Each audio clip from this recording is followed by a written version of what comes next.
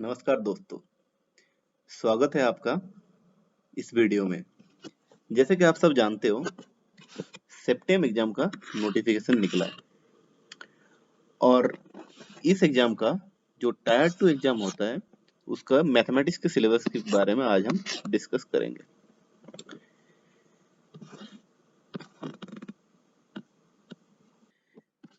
सेप्टेम exam में tyre 1 और tyre 2 दो एग्जाम होता है। टायर 1 की जितने भी डिटेल्स है, सिलेबस के डिटेल्स और सब्जेक्ट वाइज डिटेल्स, वो सारे हमारे प्रीवियस वीडियोस में और हमारे वेबसाइट में ऑलरेडी डिस्कस किया हुआ है। टायर 2 जो एग्जाम है, ये सब्जेक्ट स्पेसिफिक है, मैथमेटिक्स के ऊपर, फिजिक्स के ऊपर, केमिस्ट्री के ऊपर ऐसे होता है। इस वीडियो में हम लोग मैथमेटिक्स के ऊपर डिस्कस करेंगे। तो ये सेप्टेम एग्जाम की जो एज लिमिट है, वो है 18 से 28 साल के स्टूडेंट्स के लिए, बट एससी एसटी ओबीसी के लिए ये रिलैक्स्ड है। बाकी क्वालिफिकेशन साइंस बैकग्राउंड के लिए, जैसे कि हम लोग मैथमेटिक्स की बात कर रहे हैं, उसके लिए बीएससी इन मैथमेटिक्स किए हुए बच्चे स्टूडेंट्स सारे एलिजिबल है। बाकी अगर आप इंजीनियरिंग बैकग्राउंड से हो तो उस केस में आपका डिप्लोमा होना चाहिए। लेकिन अगर आपका जो बीएससी का फाइनल एग्जाम है, उसका रिजल्ट अभी भी नहीं निकला है, तो आप क्वालिफाइड नहीं हो इस एग्जाम के लिए। और मान लीजिए आप बीएससी के बाद एमएससी परस्यू कर रहे हो, तो सेप्टेम के जो नोटिफिकेशन है, उसके हिसाब से आपको भी कंसिडर नहीं किया जाएगा। You are suppose to be over qualified. But अगर आप तब भी इसके लिए अप्लाई करना चाहते हो, तो आप आपके एमएससी डिग्री परस्यू कर रहे हो, ये सो मत करिए। अब हम टायर 2 के जो एग्जाम पैटर्न है, उसके ऊपर थोड़ा नजर डालते हैं। Tyre 2 totally multiple choice question based exam होता है और ये कंप्यूटर में बैठ के आपको टेस्ट देना पड़ता है। अच्छी बात यही है कि इसमें कोई भी नेगेटिव मार्किंग नहीं है और इसका मीडियम हिंदी और इंग्लिश है। और ये जो टायर 2 एग्जाम होता है, इसमें आप देख सकते हो 100 क्वेश्चंस होते हैं और टोटल मार्क्स 100 होते हैं, यानी कि एक एक क्वेश्चन के एक मार्क्स होते हैं। लेकिन दोस्तों, टोटल टाइम 90 मिनट्स यानी कि 1.5 घंटा ही होता है। तो हर एक क्वेश्चन सॉल्व करने के लिए 1 मिनट से भी कम टाइम मिलता है आपको। बाकी यहाँ पे नोट करने वाली बात यह है कि टायर 1 टायर 2 दोनों के लिए पास मार्क्स आपके डिसाइडेड है। 40% फॉर अनरिजर्व्ड यानी कि जनरल कैटेगरी और ओबीसी कैटेगरी के लिए, और 35% मार्क्स एससी और एसटी कैटेगरी के लिए पास मार्क्स माना जाता है। तो अब हम बात करते हैं मैथमेटिक्स के सिलेबस के ऊपर। मैथमेटिक्स में बहुत सारे टॉपिक्स हैं, उसमें से एक टॉपिक है अलजेब्रा। अभी हम लोग पहले अलजेब्रा के बारे में बात करेंगे। अलजेब्रा में भी बहुत सारे अलग अलग पोर्शंस हैं जिससे क्वेश्चंस आते हैं। एक पोर्शन ये है कि सेट रिलेशन मैपिंग, ये बहुत ही इंपॉर्टेंट टॉपिक है दोस्तों। सिलेबस के हिसाब से इसके definitions, D Morgan's law, equivalence relations. Equivalence relation यहाँ पे बहुत ही ज्यादा इंपॉर्टेंट है और यहाँ से क्वेश्चंस आते ही आते हैं। इसके अलावा भी फंक्शंस, इन्वर्टिबिलिटी ऑफ ए फंक्शंस और 1-to-1 एंड ऑन-टू मैपिंग्स के ऊपर बहुत सारे क्वेश्चंस आते हैं। ऐसा होता है कि कोई एक फंक्शन ऑलरेडी दिया हुआ रहता है और आपको 1-1 ऑन-टू है कि नहीं, ये चेक करके बताना होता है एमसीक्यू क्वेश्चंस में, और एक नंबर आपको मिल जाएगा फिर। और एक टॉपिक है दोस्तों, जैसे आप जानते हो ग्रुप थ्योरी के बारे में।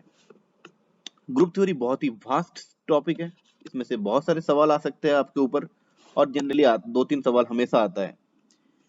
ग्रुप थ्योरी के डेफिनेशन, उसके प्रॉपर्टीज, कुछ स्टैंडर्ड थ्योरम जो होता है, सर स्टैंडर्ड थ्योरम और उसके रिजल्ट, और स्पेशली जो कोरोलरी होते हैं, वो कोरोलरी आपको याद रखना पड़ेगा क्योंकि उसी के ऊपर बेस्ड करके क्वेश्चंस डायरेक्ट पूछे जाते हैं। इसके अलावा भी सब ग्रुप और सब ग्रुप के जो प्रॉपर्टीज होते हैं, उसके कुछ एग्जांपल्स, ये भी बहुत इंपॉर्टेंट होता है।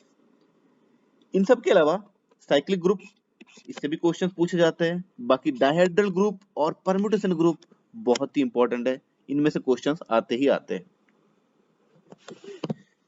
बाकी जो होमोमॉर्फिज्म है, आइसोमॉर्फिज्म, होमोमॉर्फिज्म ग्रुप के ऊपर, ये भी बहुत ही इंपॉर्टेंट टॉपिक्स में से आते हैं। और अगर हम लोग लीनियर अलजेब्रा की बात करेंगे तो हम लोग ये बता सकते हैं कि लीनियर अलजेब्रा बहुत ही स्कोरिंग टॉपिक है। इसको आपको बहुत अच्छे तरीके से करके जाना चाहिए और इसका कोई क्वेश्चन छूटना नहीं चाहिए।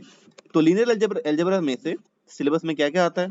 सिस्टम ऑफ लीनियर इक्वेशंस आते हैं और इसके सॉल्व करने के अलग अलग जो तरीका है ये भी आते हैं, जैसे कि row reduction and echelon forms, linear independence. तो क्वेश्चन ऐसा आता है कि कोई एक मैट्रिक्स दिया हुआ रहता है, इसका लीनियर इंडिपेंडेंस डिपेंडेंस चेक करने के लिए बोला जाता है, या फिर रो इकोलन मैट्रिक्स इससे बनाने के लिए दिया जाता है आपको। बाकी रैंक ऑफ ए मैट्रिक्स निकालने के लिए भी दिया जाता है आपको, एक मैट्रिक्स दिया हुआ रहता है उसका रैंक निकालना होता है आपको। इनके अलावा भी आइगन वेक्टर्स, आइगन वैल्यूज जो कि कैली हैमिल्टन थ्योरम को यूज करके निकाला जाता है। तो आपके पास मैट्रिक्स होता है, आपको आइगन वैल्यूज और आइगन वेक्टर्स निकालना होता है। बाकी अगर वेक्टर स्पेस की बात करेंगे तो वेक्टर स्पेस में भी उसका डेफिनेशन और उसके डेफिनेशन के ऊपर जितने भी आपके छोटे छोटे क्वेश्चंस बनते हैं, एक नंबर के क्वेश्चंस, और फिर सब स्पेसेस, ये वेक्टर स्पेसेस का। इसके अलावा जो लीनियर इंडिपेंडेंस और डिपेंडेंस चेक होता है, यानी कि दो वेक्टर होता है, दोनों वेक्टर डिपेंडेंट है या फिर इंडिपेंडेंट है आपस में, ये चेक करना बहुत ही आसान है और इनके ऊपर क्वेश्चंस आते हैं। बाकी रैंक नलिटी थ्योरम के ऊपर बहुत सारे क्वेश्चंस आ सकते हैं दोस्तों, ये बहुत इंपॉर्टेंट टॉपिक है वेक्टर स्पेस में से। अलजेब्रा के बाद अगर हम लोग देखेंगे तो और एक स्कोरिंग टॉपिक है जो है डिफरेंशियल इक्वेशन। ये भी 100% स्कोर लाने लायक टॉपिक है। तो सिलेबस में क्या क्या है डिफरेंशियल इक्वेशन से? Simple, order and degree of differential equation ये है। बाकी हम लोग इसे जानते हैं एग्जैक्ट डिफरेंशियल इक्वेशंस और इंटीग्रेटिंग फैक्टर्स।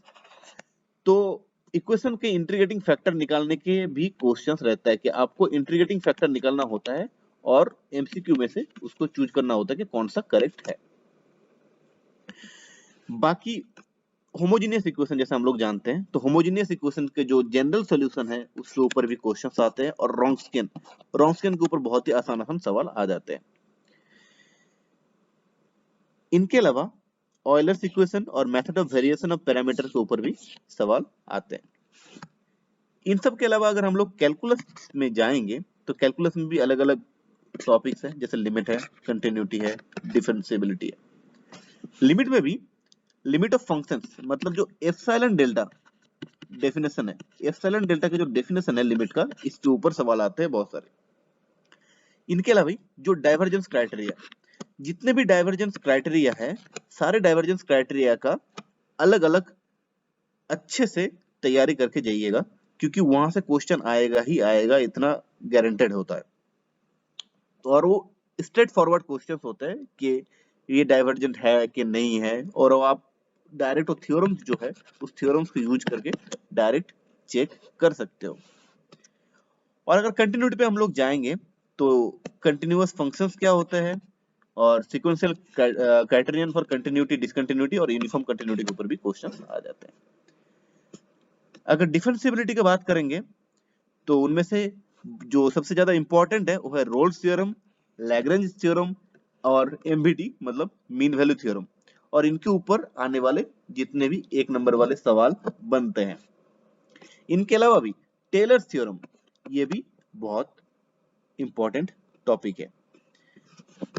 इन सब के अलावा जो line integral, surface integral, volume integral, ये भी निकालने के लिए दिया जाता है। तो सिंपल लाइन इंटीग्रल भी निकालने के लिए दिया जाता है आपको, कभी डबल इंटीग्रल भी होता है, कभी ट्रिपल इंटीग्रल को भी सॉल्व करने के लिए दिया जाता है। बाकी ग्रीन्स थ्योरम, स्टोक्स थ्योरम और गॉस डाइवर्जेंस थ्योरम, जो कि बहुत ही इंपॉर्टेंट टॉपिक्स होता है और हर साल सवाल आता है, वेक्टर वाले पॉइंट ऑफ व्यू से भी इसका सवाल बनता है। इनके अलावा अगर हम लोग न्यूमेरिकल एनालिसिस का बात करेंगे तो ये भी बहुत स्कोरिंग टॉपिक होता है। इसमें भी आप अच्छा मार्क्स ला सकते हो। अगर न्यूमेरिकल एनालिसिस का बात करेंगे तो इसमें फॉरवर्ड सब्स्टिट्यूशन, बैकवर्ड सब्स्टिट्यूशन जो कि थोड़ा आसान है, इनके अलावा Newton's method, second method, LU decomposition, ये भी आते हैं। और अगर इटरेटिव मेथड्स की बात करेंगे हम लोग तो उसमें Gauss Jacobi, Gauss Seidel, Lagrange, Newton interpolation, trapezoidal rule, Simpson's one third rule, और जो इनके एरर होते हैं ना, इनके एरर निकालने का जो तरीका होता है, तो एरर निकालने के लिए भी दिया जाता है। नंबर थ्योरी, बहुत सारे यूनिवर्सिटीज में या फिर कॉलेज में बीएससी के टाइम में नंबर थ्योरी पढ़ाए नहीं जाते हैं, बट इसमें सेप्टेम के एग्जाम में नंबर थ्योरी से भी क्वेश्चन आते हैं, क्योंकि डीआरडीओ में बहुत सारे काम नंबर थ्योरी के ऊपर किया जाता है, तो ये लोग इसको इंपॉर्टेंस देते हैं। नंबर थ्योरी में भी जैसे कि डिवीजन एल्गोरिथम और यूक्लिडियन एल्गोरिथम, बाकी जीसीडी, एलसीएम, इनके ऊपर जो भी थ्योरी है ये इंपॉर्टेंट है, और इनमें से एक नंबर का बहुत सारे सवाल बन सकता है। बाकी Diophantine equation, prime number theorem, congruence relation, दोस्तों ये बहुत बहुत इंपॉर्टेंट है। बाकी जैसे कि हम लोग जानते हैं चाइनीज रिमाइंडर थ्योरम, तो इक्वेशंस दिया रहता है दोस्तों, बहुत simple, x1 congruent to a1 some mod something, ऐसे करके xi congruent to ai mod something, और इसको सॉल्व करने के लिए दिया जाता है, जो हम सीआरटी या फिर चाइनीज रिमाइंडर थ्योरम यूज करके निकालते हैं। इनके अलावा भी Fermat's little theorem, Euler's 5 function, इनसे भी क्वेश्चंस आते हैं, और बहुत ही छोटा क्वेश्चंस आते हैं इसमें। बाकी अगर एनालिटिक जियोमेट्री मतलब 2D या फिर 3D जियोमेट्री का बात करेंगे तो इनमें 2D में से transformation of rectangular axis, general equation of second degree और इसका रिडक्शन, या फिर जो कोनिक इक्वेशंस होते हैं उनके ऊपर जो क्वेश्चंस बनता है वो सब भी आते हैं, और पोलर इक्वेशन तक भी आता है। 3D में direction cosines, straight line, plane, sphere, cylinder, ये सब सिलेबस के अंदर है। इन सब टॉपिक के अलावा भी दोस्तों और भी कुछ टॉपिक्स है, जैसे कि आपके रियल एनालिसिस से बहुत सारे टॉपिक्स हैं, स्टैटिक्स, डायनामिक्स से भी बहुत सारे टॉपिक्स है, कॉम्प्लेक्स एनालिसिस से भी पूछा जाता है बहुत कुछ। अब जितना भी सिलेबस है उनमें से सबसे जो कुछ इंपॉर्टेंट पॉइंट्स है जो आपको हमेशा आपके दिमाग में रखना है, वो है कि जो थ्योरम्स है उसके रिजल्ट्स और जो कोरोलरी है उसको आपको ध्यान में रखना है, क्योंकि वही थ्योरम और कोरोलरी को यूज करके आपका क्वेश्चन सॉल्व हो सकता है बहुत आसानी से। और अगर डिफिकल्टी लेवल ऑफ क्वेश्चंस की बात करेंगे तो इतना बता सकते हैं दोस्तों कि जो बीएससी का लेवल है उससे तो टफ आता है, लेकिन जो जैम या फिर एमएससी का एंट्रेंस टेस्ट होता है उससे लेवल इजी रहता है। तो अगर हम लोग लूजली बात करेंगे तो ये मॉडरेट लेवल का होता है, और सेप्टम ये जो एग्जाम है ये ऑलमोस्ट सारे टॉपिक से क्वेश्चन देते हैं, ऐसा नहीं कि कोई टॉपिक छोड़ देता है, सारे टॉपिक से कुछ क्वेश्चंस फॉलो करने की कोशिश करता है। अगर आप लोग बोलोगे कि कौन सा बुक इसके लिए फिर हम लोग प्रेफर करेंगे कि टायर 2 के मैथमेटिक्स के कौन सा बुक हम लोग पढ़ें, तो दोस्तों जो सिलेबस है इसका, ये सिलेबस लूजली आपके जो बीएससी का सिलेबस है उसी के ऊपर डिपेंड करता है।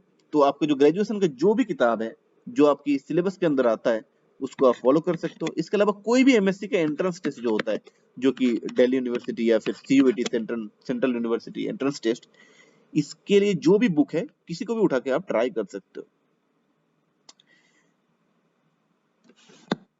दो किताब जो मैं रिकमेंड करना चाहूंगा आप लोगों को, वो एक है कि post graduation entrance exam for mathematics, ये एरियन पब्लिकेशन का है। ये बहुत अच्छी किताब है, इसमें आपका पूरा सिलेबस कवर करता है। इसके अलावा सारे चैप्टर्स, जितने चैप्टर्स है सिलेबस के, सारे चैप्टर्स का थ्योरी ये एक्सप्लेन किया हुआ है, और बहुत ही शॉर्ट में लिखा हुआ है सारी थ्योरी, और प्रॉब्लम्स बहुत सारे हैं, और उस प्रॉब्लम्स को सॉल्व करने के लिए हिंट एंड सॉल्यूशन भी रहता है उसमें, जिसको आप अगर कोई क्वेश्चन सॉल्व नहीं कर पाओगे आप हिंट देख के भी उसका सॉल्यूशन निकाल सकते हो। इनके अलावा भी और एक किताब है जो है MSc entrance examination for IIT jam and CUET, ये यूनिक पब्लिकेशन का है। ये भी सेम जो पिछला वाला किताब था उसी के जैसा ही है, और ये भी बहुत अच्छी किताब। आप कोई भी एक किताब इन दोनों में से फॉलो कर सकते हो along with your graduation syllabus. तो दोस्तों, जैसे हम लोग देखें कि सिलेबस तो बहुत भास्ट है, और उसके साथ और एक चीज बताना चाहूंगा कि जितने भी सीट है, यानी कि जितने भी वैकेंसीज है, उसके हिसाब से 1:8 के हिसाब से टायर 2 के लिए कॉल आएगा। तो आप देख सकते हो कि कंपटीशन तो हाई है, राइट। तो हमारा भी एक इनिशिएटिव है। इस इनिशिएटिव में हम लोग डेली क्विज और फिर सिलेबस और full length mock test tier 1 का ये सब भी हम लोग फ्री प्रोवाइड करते हैं। लेकिन अगर आप लोग ये एग्जाम और अच्छे तरीके से देना चाहते हो और ज्यादा मेहनत करना चाहते हो, तो हमारा एक पेड इनिशिएटिव है, उसमें हम लोग फुल लेंथ टेस्ट सीरीज भी प्रोवाइड करते हैं, और जो टायर 2 का डिटेल सिलेबस है वो भी प्रोवाइड करते हैं। यानी कि जो कम्प्लेक्स एनालिसिस, स्टैटिक्स, डायनामिक्स, इनके ऊपर भी जो भी सिलेबस है वो भी पूरा प्रोवाइड करेंगे। उसके साथ उनका स्टडी मटेरियल भी हम लोग प्रोवाइड करेंगे, डाउट सेशन भी रखेंगे, और वर्किंग एसटीएबी के साथ डिस्कशन भी आपको कराएंगे। अगर और भी ज्यादा डिटेल्स चाहिए आपको, तो आप इस septem10.in ये वेबसाइट में विजिट कर सकते हो, और ये हमारा टेलीग्राम चैनल है। बाकी यूट्यूब चैनल जहाँ से आप देख रहे हो, ये ओहाना एकेडमी, इसमें भी आप सब्सक्राइब कर सकते हो।